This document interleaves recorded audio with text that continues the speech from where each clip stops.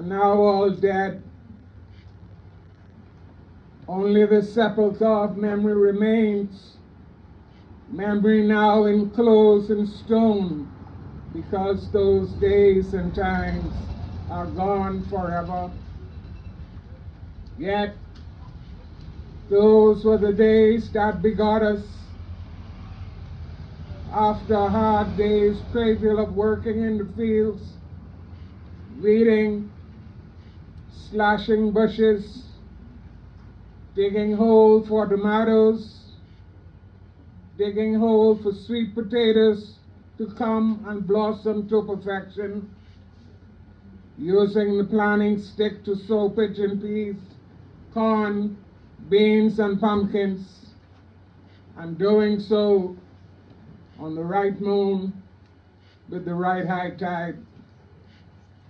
Yes, those were the days that begot us, when on a Saturday or Friday night, the men of the settlement would straddle the high seas in wooden boats they had built to harvest the bounty of ocean and sea, with the same callous hands with which they had cut the coppice of woodland, which when dried was set ablaze to make farmland to harvest hungry seeds.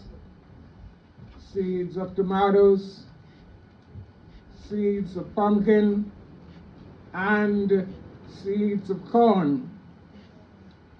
Then nighttime came, harvest of nights.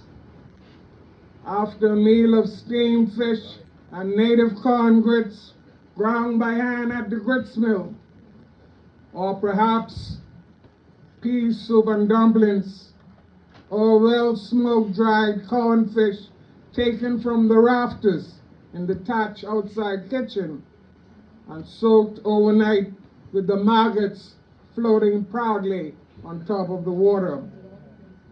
Yet, this was life.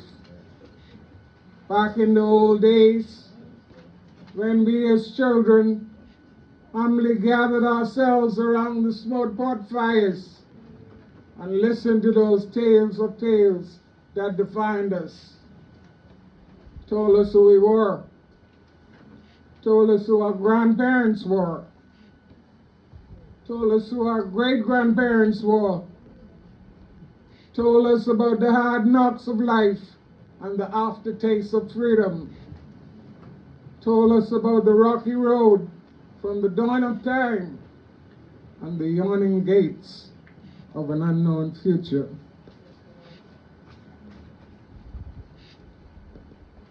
Pleasant good morning to all.